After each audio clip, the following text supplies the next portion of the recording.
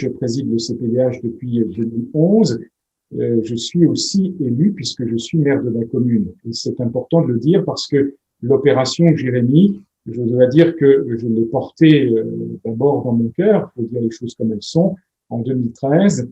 Et après, en 2014, on avait, au sein du CPDH, conçu cette opération que je vais vous détailler un peu. Il s'agit donc là d'une relance de l'opération Jérémie.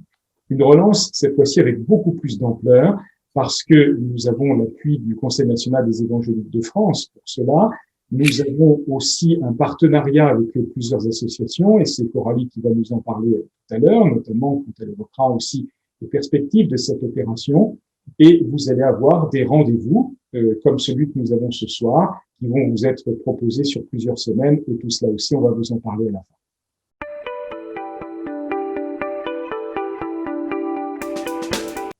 Alors, je disais, j'ai porté vraiment dans mon cœur et avec le conseil d'administration du CPDH, qui est constitué d'une dizaine de personnes, à la fois des membres du monde de l'enseignement, des pasteurs, mais aussi des personnes qui sont dans l'accompagnement et le développement personnel, d'autres qui sont davantage sur les questions de santé, d'autres encore sur les questions de liberté, des juristes, etc.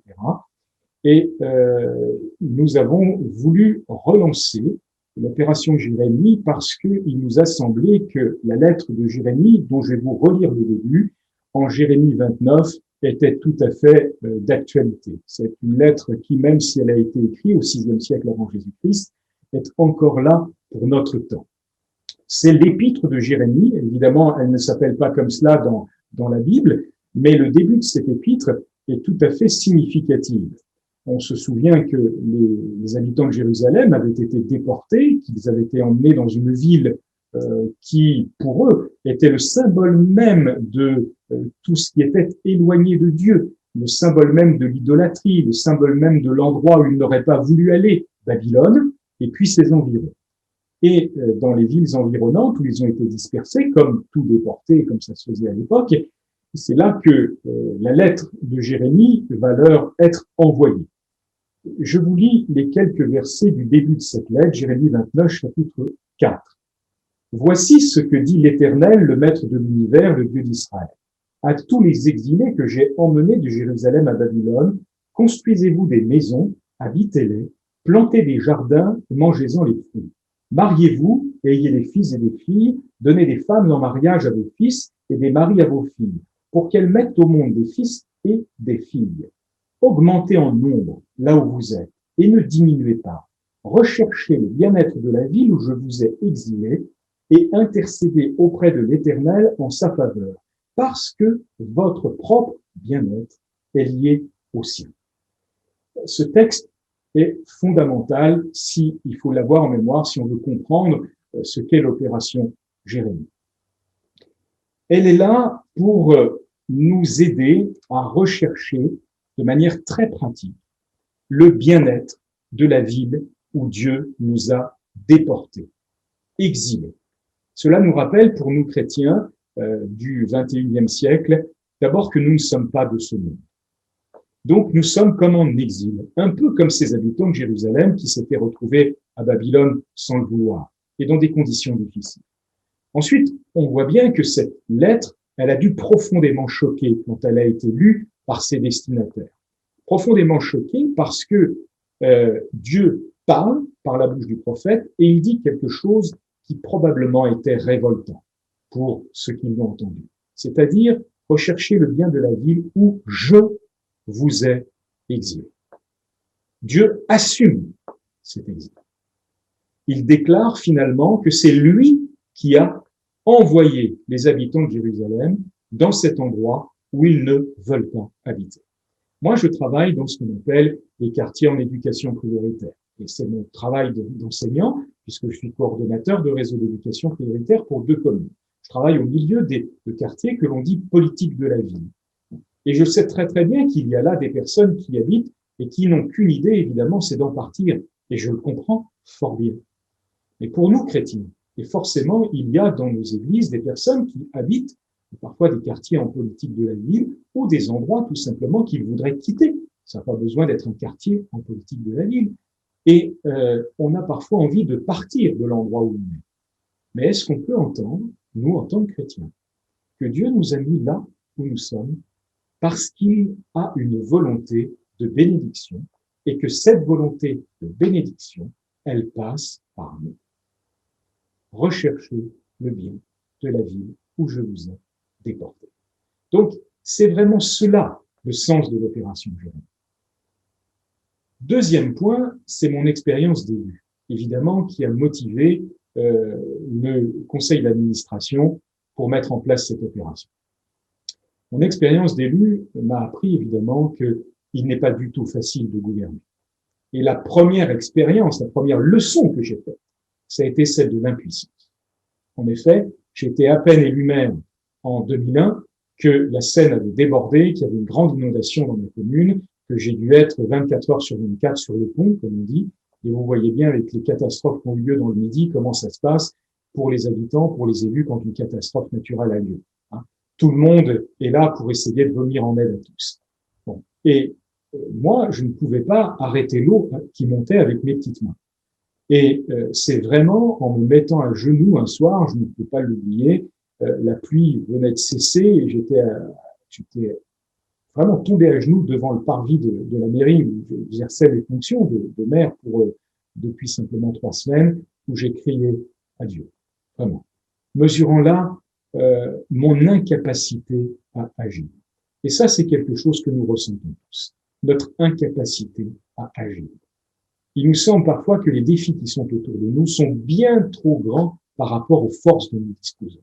Et alors ce sentiment d'impuissance ou d'insuffisance, si je puis dire, comme a pu le ressentir le petit garçon qui avait simplement 5 pains et 2 poissons face à une grande foule à nourrir, ce sentiment d'impuissance, c'est quelque chose que les élus ressentent et que nous, en tant que citoyens, parfois nous ressentons également. Eh bien, voyez-vous, dans le début de la lettre de Jérémie que j'ai lue tout à l'heure, Dieu se présente, alors dans la version que j'ai lue, c'est « Je suis l'Éternel, le Maître de l'univers ». S'il y a bien quelqu'un qui est puissant, c'est lui. Donc, deuxième fondement à l'opération Jérémie, c'est notre impuissance et la toute-puissance de Dieu. Et puis, pourquoi fallait-il lancer une opération Jérémie et la renoncer? Parce que je crois que par cette opération, nous pourrons ouvrir le cœur des élus à Dieu. Vous avez vu, à travers la crise que nous traversons du coronavirus, combien le rôle de la proximité des élus locaux a été indispensable. Et finalement, on s'est aperçu que cet échelon de proximité, l'échelon communal, était fondamental et indispensable à partir du moment où il fallait gérer une crise, parfois de grande envergure, comme c'est le cas aujourd'hui. Eh bien là encore, je crois que nous, en tant que chrétiens, on a à être des vecteurs de la grâce de Dieu et de la bénédiction. Voyez-vous, nous devons rechercher le bien de la vie où Dieu nous a envoyés, particulièrement dans un contexte comme celui que nous traversons, qui est un contexte de peur. Et nous avons la paix de Christ par sa grâce, et nous pouvons, je crois, entreprendre des choses tout à fait pratiques pour pouvoir apporter la lumière et la paix que Dieu désire donner au monde dans lequel nous vivons. Donc voilà un petit peu, c'est quelques mots d'introduction. Je vais vous partager mon écran maintenant pour détailler un petit peu plus cette opération Jérémie dont je viens de vous parler. Voilà, la vision de l'opération Jérémie, c'est encourager les chrétiens à changer leur regard et leur rapport au pouvoir public en général, aux municipalités en particulier, et également les encourager à s'investir concrètement en tant que citoyens. Donc c'est important de comprendre cela, puisque c'est le fondement de l'action que je vais détailler à présent. Nous avons 2 objectifs à travers cette opération, 2 objectifs majeurs. Le premier d'entre eux, c'est d'ouvrir le cœur des élus à Dieu, et on va voir comment. Et le deuxième objectif, c'est de contribuer au bien-être collectif. Rapidement, quels bénéfices nous espérons et pour lesquels nous prions? Sachez-le, et on partage cela dans la prière avec vous. D'abord, sur un plan global, nous voulons une position juste et équilibrée pour le croyant dans son rapport au monde. Je le dirai tout à l'heure, et je l'ai un peu évoqué en préambule, nous ne sommes pas du monde, mais nous sommes dans le monde. Donc, l'opération Jérémie, ce n'est pas, comme certains ont pu me poser la question, est-ce que c'est nous encourager à faire de la politique? Non, très clairement. Notre but, c'est de répondre à notre devoir de citoyen et à notre devoir de chrétien, comme nous l'avons lu à travers l'épître de Jérémie. Ensuite, sur le plan local, nous désirons une implication renforcée de l'Église dans la vie de la cité.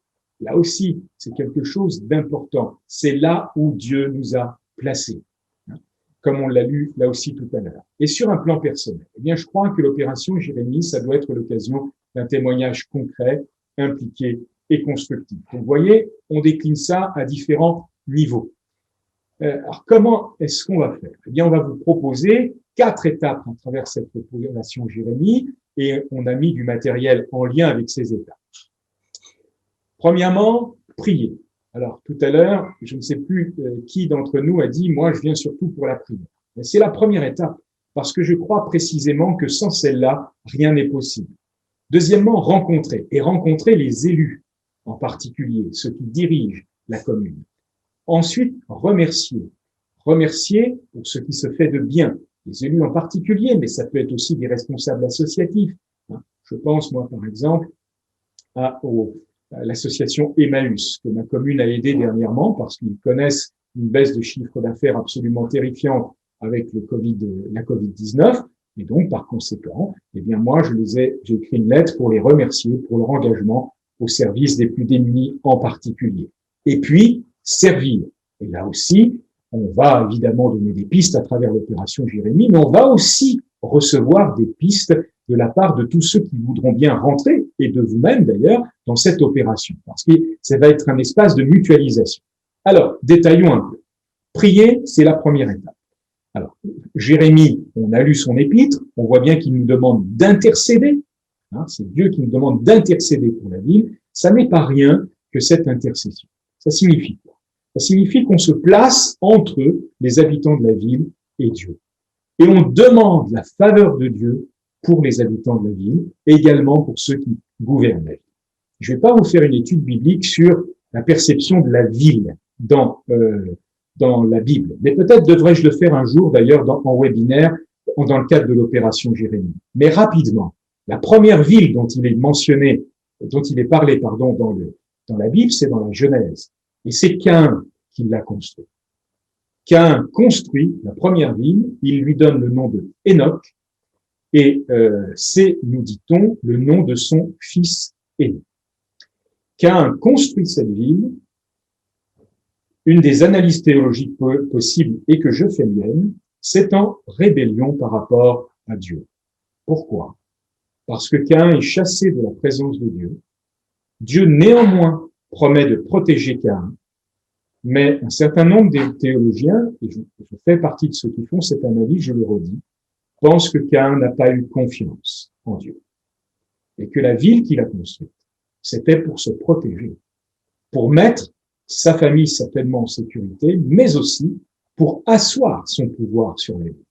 Et ça, c'est quelque chose que je voudrais que chacun d'entre nous comprenne ce soir. La ville, c'est une question de pouvoir.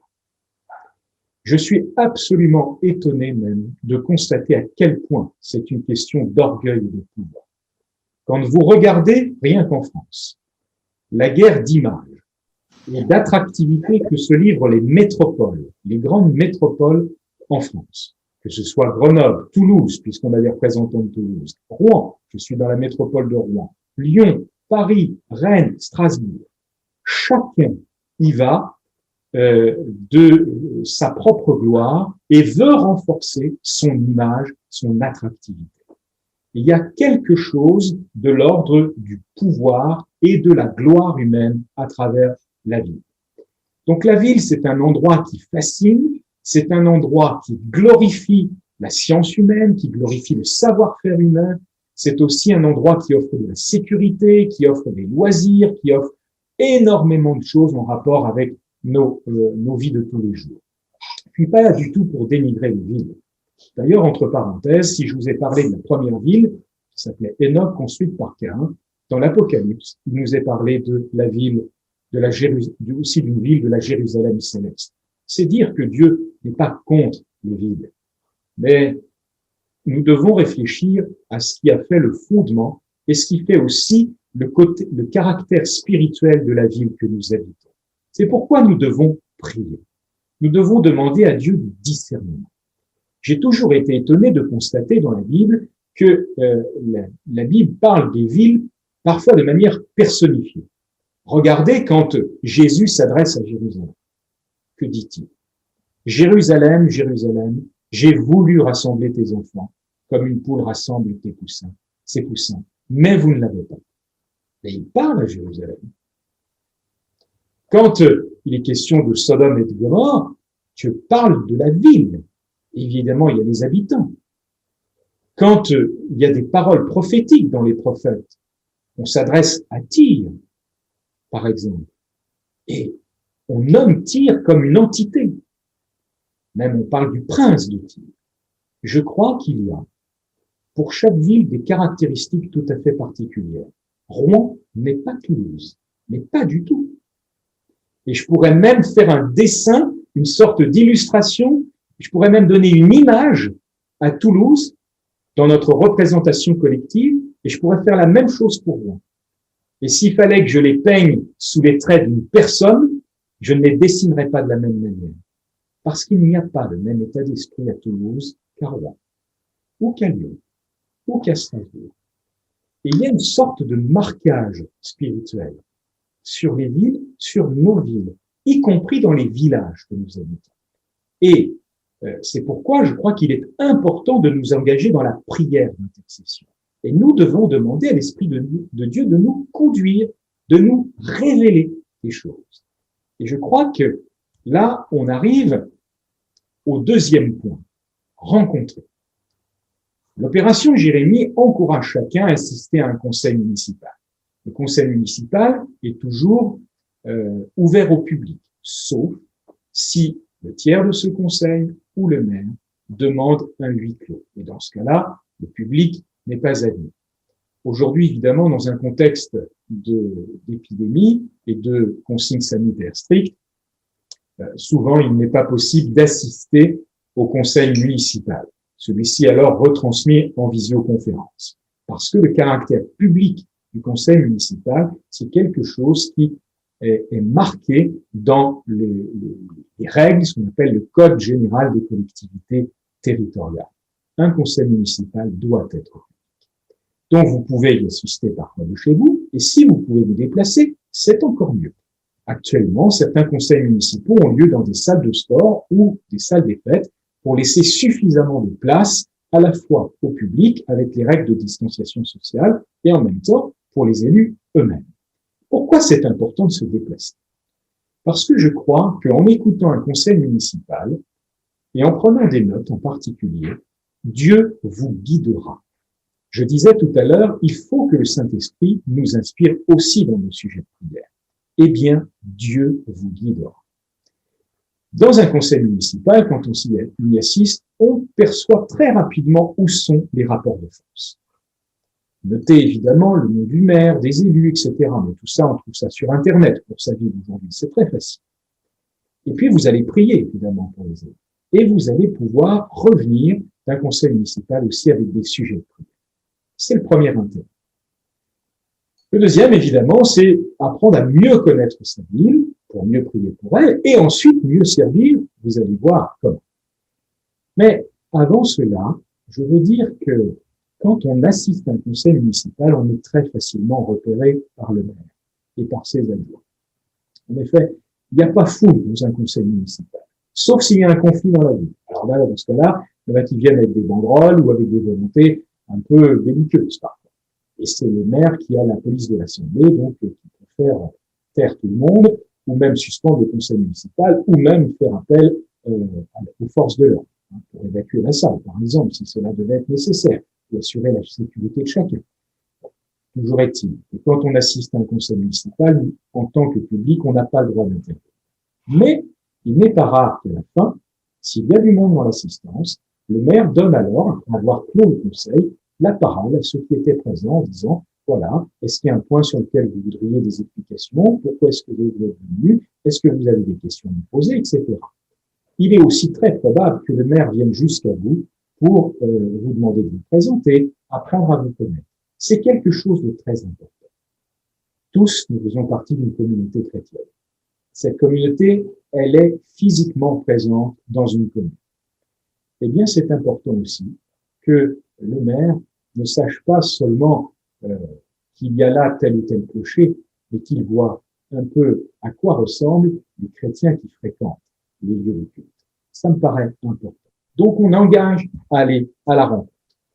Aussi, au sein ça peut se faire cette rencontre aussi à d'autres moments que celui du conseil municipal. Par exemple, là, bientôt c'est le 11 novembre, on peut très bien s'y rendre si les conditions de rassemblement le permettent. Ce n'est pas le cas partout à cause des consignes sanitaires actuelles. Je veux aller plus avant, passer au troisième point de l'opération Jérémie, remercier. Ce point-là, le CPDH insiste énormément dessus. On ne l'a pas lu parce que j'ai passé rapidement, mais dans l'épître de Paul à Timothée, Paul demande qu'on puisse intercéder pour ceux qui gouvernent et faire monter à Dieu aussi des prières de reconnaissance. La reconnaissance fait partie des qualités de notre nature régénérée par Christ. Et la reconnaissance ouvre le cœur des élus à Dieu. Chers amis, vraiment, j'insiste là-dessus. Si vous savez comment je suis disposé favorablement à écouter quelqu'un qui commence sa rencontre avec moi en me disant, Monsieur le maire, je voulais vous remercier parce que, voilà, votre conseil municipal a fait telle ou telle action et je trouve ça très bien. Un exemple très concret. Une maman d'élève, il y a 15 jours, me croise, elle me dit, vous savez, Monsieur le maire, je voulais vous remercier parce que je trouve qu'avec le conseil municipal, vous gérez la crise actuelle de manière absolument préoccupée pour les plus faibles. Vous faites tout pour rendre service au mieux à la population. Et merci beaucoup pour la communication avec le site internet. Je vais transmettre vos remerciements aussi à mon adjoint chargé de la communication. Ça lui fera forcément plaisir. Et que dire quand je reçois un dessin d'enfant avec marqué « Monsieur le maire, merci pour les nouveaux jeux du Parc des Saules ». Parce que le parc des jeux chez moi, dans ma commune, s'appelle Parc des Saules. J'ai jamais oublié ce petit mot que j'avais reçu, que j'ai gardé dans mon bureau. Bref. Si je vous renvoie aussi la balle, quand quelqu'un s'adresse à vous et vous remercie, est-ce que ça ne vous répond pas? Est-ce que ça ne dispose pas favorablement votre cœur à écouter cette personne? C'est la même chose avec les élus. Donc, vous trouverez dans les ressources qu'on mettra à disposition des exemples de messages de remerciement. Mais le mieux, c'est de parler très simplement avec son cœur. Il n'y a pas besoin de faire de grands discours. Vraiment, pensez à la reconnaissance. Et quatrièmement, c'est la dernière étape, c'est le service. C'est-à-dire mettre nos talents et l'inspiration que Dieu ne manquera pas d'avoir et de faire. Et j'insiste beaucoup là-dessus parce que nous n'avons pas tous les mêmes talents. Donc Dieu ne nous appellera pas à la même chose. Et là-dessus, nous voulons multiplier les exemples d'expériences réussies à travers l'opération Jérémie. Parce qu'évidemment, ça peut nous donner des idées. Pourquoi pas? Mais je suis absolument certain que l'Esprit du Seigneur vous inspirera.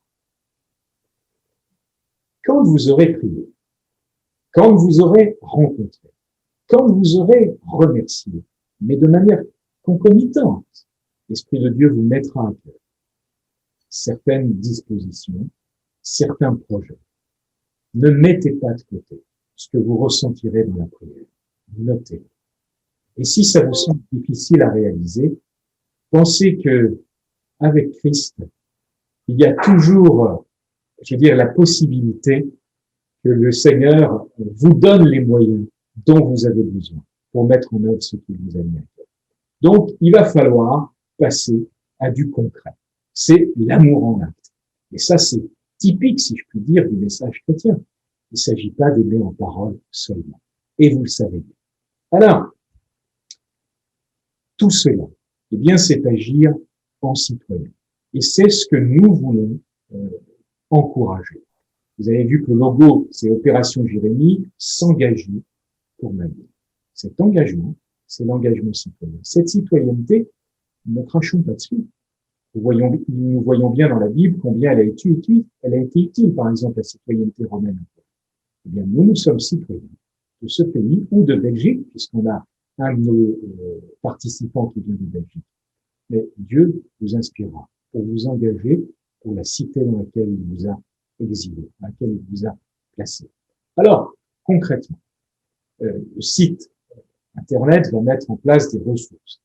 Mais on en a mis sur ce PowerPoint que je vous présente, écrire un mail, une lettre de remerciement, j'en ai parlé, participer à une cérémonie républicaine, parler, on peut apporter son aide à une action en particulier. Alors ces actions de rencontres sociales, elles sont aujourd'hui limitées à cause de la Covid-19. Et là aussi, je pense que Dieu peut nous inspirer de bonnes actions. Parce que nous ne pouvons pas échanger parfois nos numéros de téléphone avec quelques voisins de confiance. Il ne s'agit pas de donner son numéro à tous. Comme j'ai vu un jour un chrétien il m'a heureusement, je pense, consulté. En disant, moi j'ai envie de mettre mon numéro de téléphone et de le mettre dans toutes les boîtes à lettres de mon petit village et dire aux gens, si vous avez besoin, appelez-moi. Je dis, si je peux vous donner un conseil, ne le faites pas. Oui, on peut tout à fait partir d'une idée généreuse, mais après, ça peut nous entraîner là où nous ne voudrions pas aller. Les leçons, au contraire, l'Esprit de Dieu nous inspire. Mais on peut effectivement échanger son téléphone avec quelques personnes. On peut aussi contacter sa mairie. Pourquoi? Parce qu'il y a une liste de personnes fragiles. Et il est possible que le Conseil communal d'action sociale recherche, par exemple, une ou deux personnes parfois pour prendre des nouvelles ou aller porter quelques affaires à des personnes qui sont isolées. Bref, il y aura forcément des actions à mettre en œuvre. Et puis, on peut, avec son groupe de maison, y compris par Zoom, comme on le fait ce soir, avoir un temps de prière pour sa famille. Bref, les idées ne manqueront pas.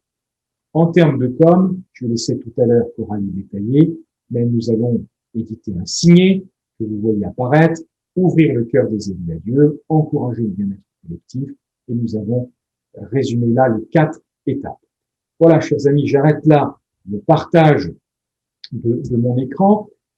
J'ai été un peu long, je regarde l'heure parce que j'ai un peu dépassé mon temps.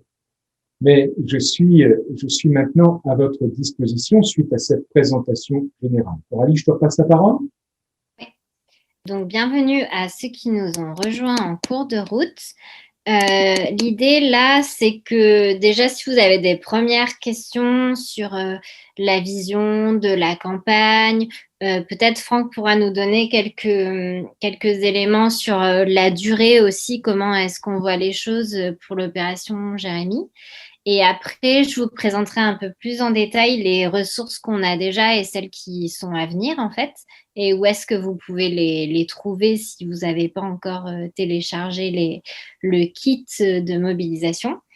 Et peut-être à la toute fin, on vous repassera la parole si vous avez déjà des idées d'actions ou de groupes de prière que vous voulez monter dans votre ville.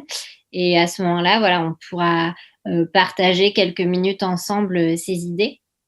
Et puis de toute façon, le dialogue continue.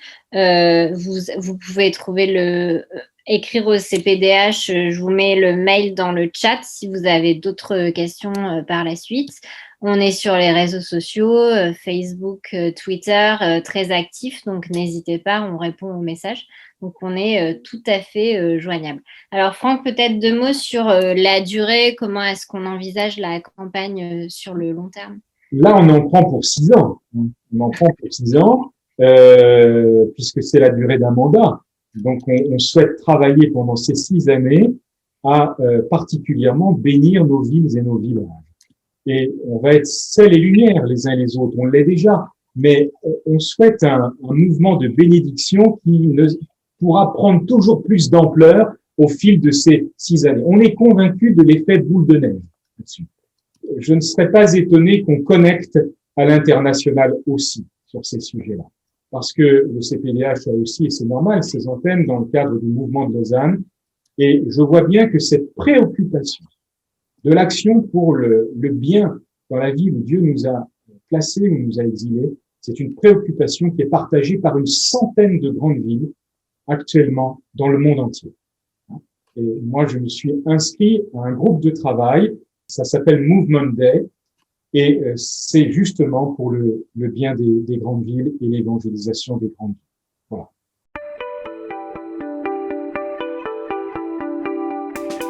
Il n'y a plus qu'à. C'est-à-dire que ce que vous faites, déjà, poursuivez-le, parce que tout ce que l'on fait, il faut le faire de bon cœur comme pour le Seigneur, n'est-ce pas? Alors, ce que vous êtes, là où vous êtes déjà engagé, mais continuez.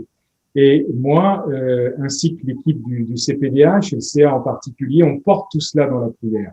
Alors, on veut être vos partenaires et s'il y a des questions, eh bien, vous nous adressez la question par mail, contact@cpdh.org ou .eu, et puis vous nous les posez. Si vous avez surtout des choses à nous partager, parce que comme je disais tout à l'heure, le but, c'est de faire de tout cela un réseau, hein, et qu'on puisse s'enrichir mutuellement, y compris si vous avez des témoignages.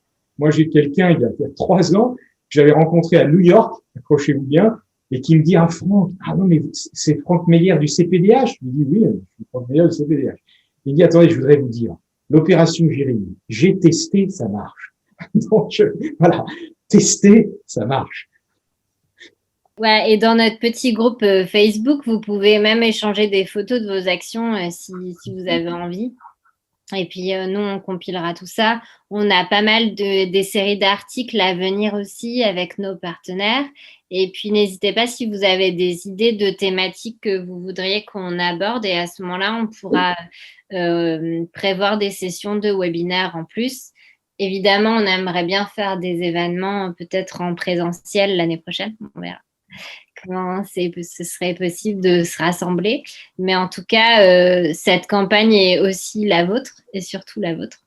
Donc, n'hésitez pas si vous avez des ressources ou bien des expériences, des besoins particuliers que vous voulez échanger avec nous et avec les autres membres de notre communauté, on va dire, petite communauté Opération Jérémie. Voilà. Eh bien, merci à tous d'avoir suivi ce temps de formation et puis que Dieu vous garde et vous bénisse dans les villes où il vous a exilés. Merci. Au revoir. Au revoir. Merci Coralie de nous avoir guidés. Au revoir.